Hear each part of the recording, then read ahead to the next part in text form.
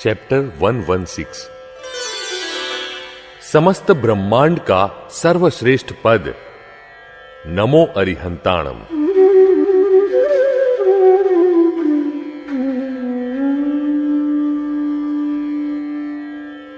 नमो अरिहंताणम यह कोई विशिष्ट व्यक्ति नहीं है, बल्कि समुदाय है, समष्टि है।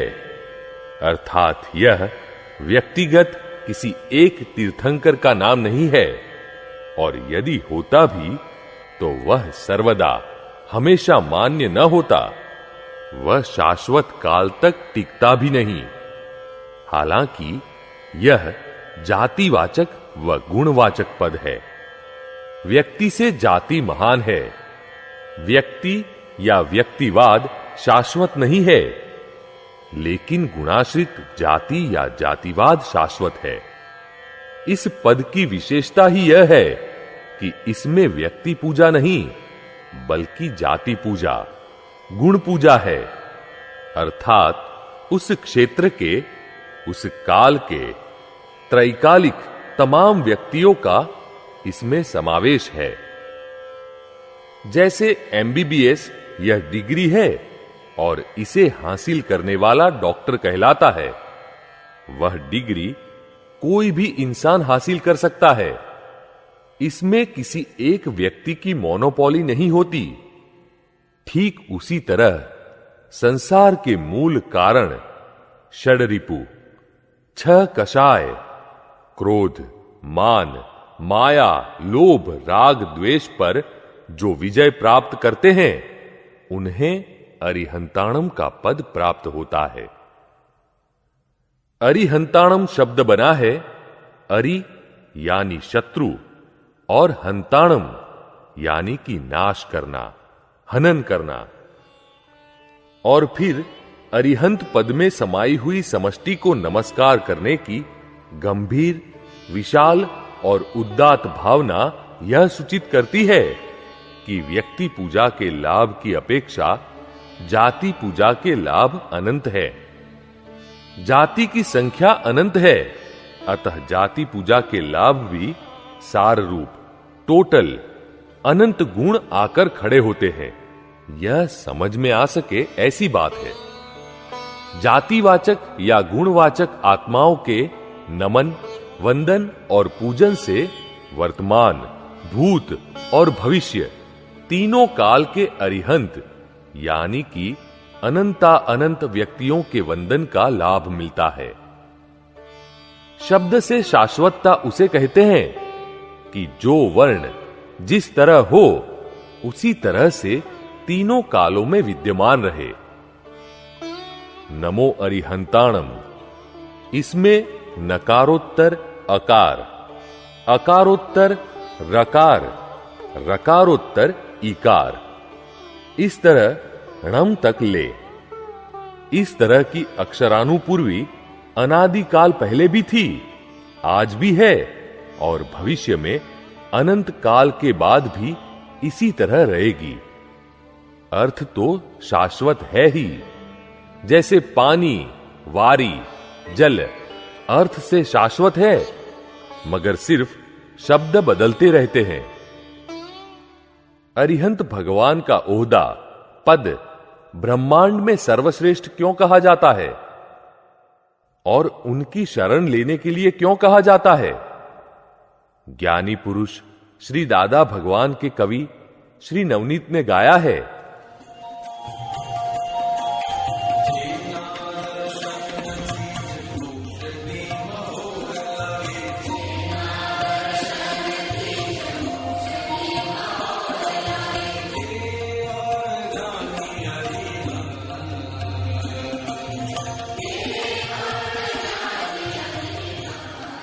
जैना दर्शन थीज मोक्षनी मोहर लागे, केवल ज्ञानी अरिहंत। जिनके दर्शन मात्र से मोक्ष की मोहर लग जाती है, स्टैंप लग जाती है, ऐसे केवल ज्ञानी अरिहंत। अब ऐसे अरिहंत की महिमा को जाने। अरिहंत भगवंत के 12 गुण होते हैं, जिनमें 4 मूल अतिशय और अष्ट महाप्रातिहार्य की गणना होती है। अतिशय यानी श्रेष्ठ प्रभाव सूचक लक्षण और प्रातिहार्य यानी प्रतिहारी की तरह साथ चलने वाली वस्तु। उनके चार मुख्य अतिशय इस तरह हैं। पहला, लोकालोक के सर्वभावों पदार्थों को जानने वाले केवल ज्ञान का होना, वह ज्ञानातिशय। दूसरा, राग द्वेषादि अंतर के भीतर के अपायकारक शत्रुओं का अपगम होना तथा इत्तियों उपद्रवों का नाश होना, वह अपाय, अपगम और अतिशय के मिलने से अपायापगमातिशय। तीसरा, सुर, असुर और मनुष्यों के समूह द्वारा पूजा होना, वह पूजातिशय। और चौथा, 35 गुणों वाली वाणी से सत्य धर्म का उपदेश करना, देशना देना, वह वचनातिशय।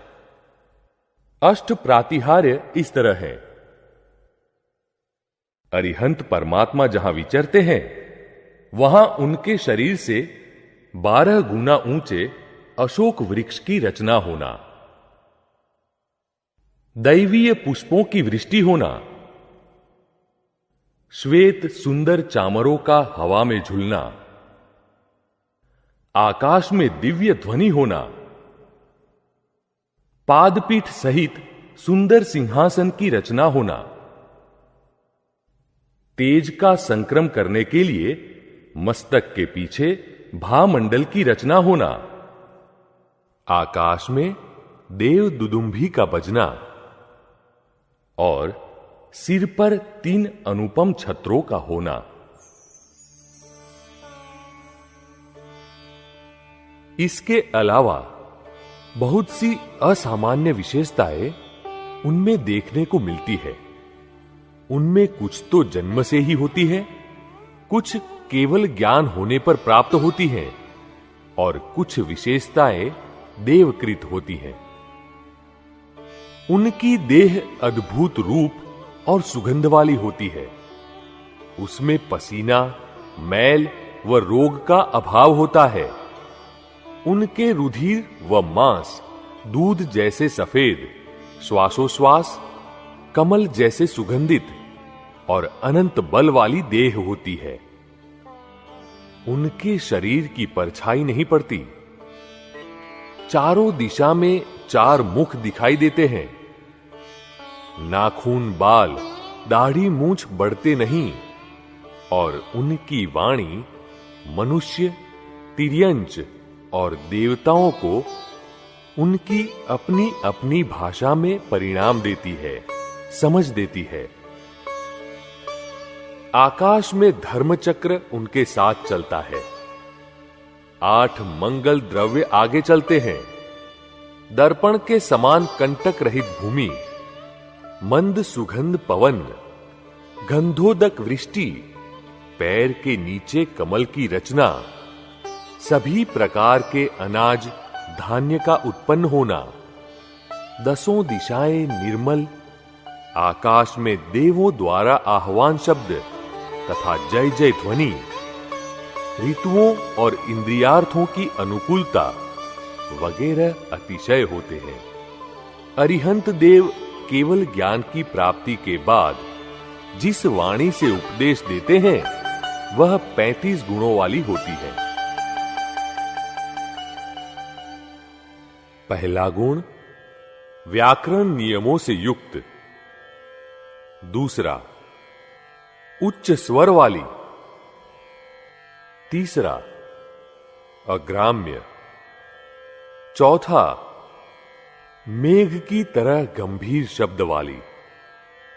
पांचवा, प्रतिध्वनि गुंजाने वाली।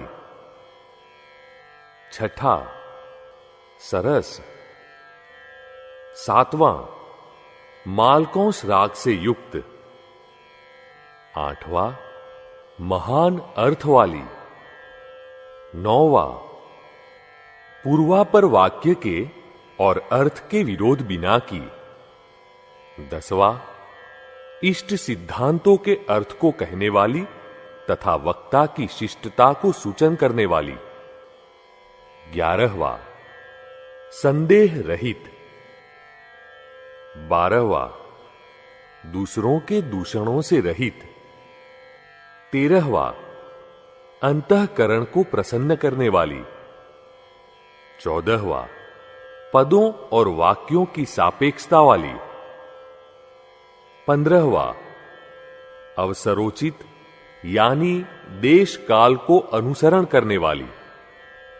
16वां, वस्तु स्वरूप का अनुसरण करने वाली। 17वां, सुसंबद्ध।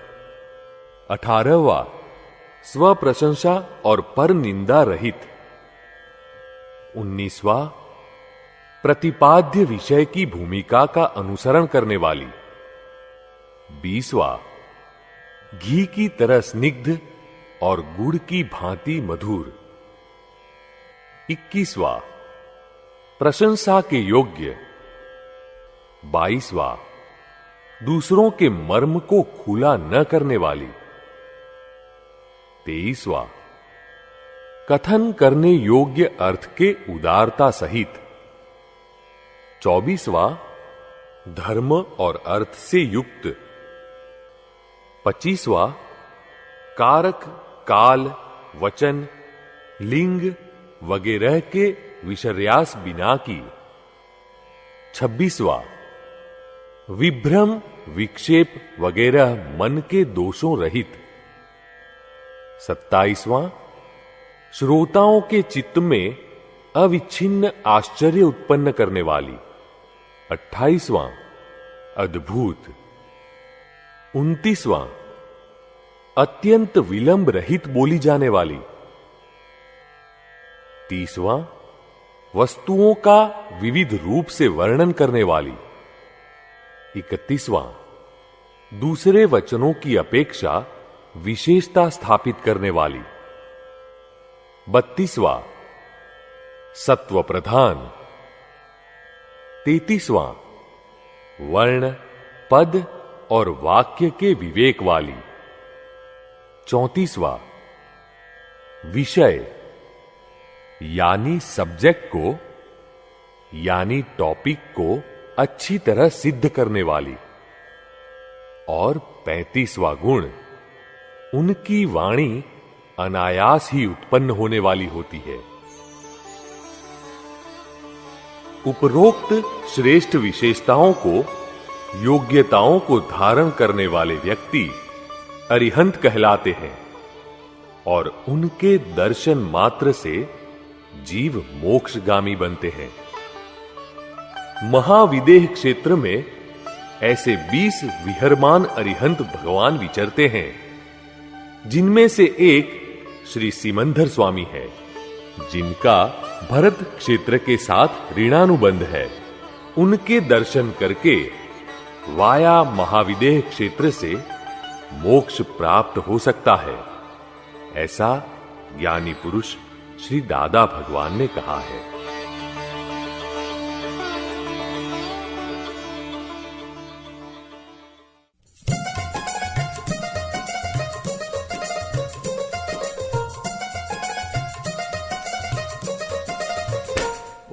स्वामी सिमंदर अरिहंता जिनेश्वर, वर्तमाने युगकारी अचर सचर देरासर। स्वामी सिमंदर अरिहंता जिनेश्वर, वर्तमाने युगकारी अचर सचर देरासर। क्षेत्र महाविदेह विचरता, मोक्ष मिलापक हाजर तीर्थ। भारतनी भूमि थी नजदीक, स्वातम स्पर्शक सम्मुख सिद्ध। वित्रागी प्रत्यक्षेश्वर, नैणे सिझा परमेश्वर। केरी बोलूं जीभे रस, पंचेंद्रिये सर्वेश्वर। स्वामी सिमंदर अरिहंता जिनेश्वर, वर्तमाने युगकारी अचर सचर देरासर। स्वामी दर्शन दर्शन मुक्ति प्राप्त मंजिल अंतिम सादियन भक्ति आराधन अनुषंगी अंतर परिणति सतयुगमय प्रियो वाणी सुधारस अमृत झरता कंठेश्वर चहुगत सर्वांगी ठारक व्यक्तक आत्म गुणेश्वर स्वामी सिकंदर हरिहंता जिनेश्वर वर्तमाने उत्कारी अक्षर सत्तर देरासर वहेता पाणी फरी નથી મળતા સ્નાન કરી બન પવિત્ર શુદ્ધ એક અવતારી બનવા માટે સ્વામી સિમંદરને પૂજ કેવળ સમય સુધારક પરમાણુ સંસ્કારેશ્વર ચરમ શરીર સિદ્ધારક વંદન શ્રીજી હૃદયેશ્વર स्वामी सिकंदर हरिहंता जिनेश्वर वर्तमाने उत्कारी अक्षर सत्तर देरासर અંતિમ શ્વાસે જેવી ધારા તે મુજબના ક્ષેત્રે વહન અંદરના જેવા પરિણામો નિષ્પક્ષી કુદરત નિકલમ ધરમ કલમ મૂલારત પાપો ભસ્મક સંજ્ઞેશ્વર દેવો ઇન્દ્રોથી પૂજાયા લોકાલોકે અગ્રેશ્વર स्वामी सिकंदर हरिहंता जिनेश्वर वर्तमाने उत्कारी अक्षर सत्तर देरासर भारत भूमि मन खाजन में दुर्लभ अरिहंती समजन छेल्ला समये जे परिणति छे ते अनुसारी अजन्म जन्म पूर्णा जीविता भगवान मूर्ता अधुना तीर्थंकर हाजर जय जय हो विजय काजो भारत में घर घर ओम स्वामी सिमंदर हरिहंता जिनेश्वर वर्तमाने उत्कारी अक्षर सत्तर देरासर ओम स्वामी सिमंदर हरिहंता जिनेश्वर वर्तमाने उत्कारी अक्षर सत्तर देरासर ओम स्वामी सिमंदर हरिहंता जिनेश्वर वर्तमाने उत्कारी अक्षर सत्तर देरासर ओम स्वामी सिमंदर हरिहंता जिनेश्वर वर्तमाने उत्कारी